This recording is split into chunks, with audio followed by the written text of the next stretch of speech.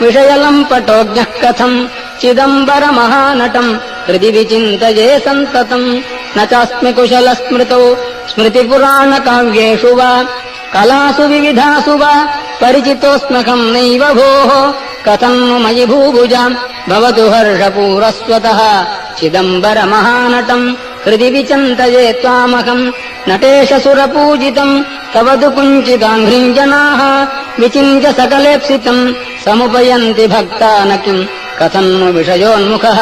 शिवकपर्दिनम् सन्ततम् चिदम्बरमहानटम् हृदि विचिन्तये त्वामहम् सदा शिव भवान् स्मृतः क्षणिकतोऽपि सर्वार्तिः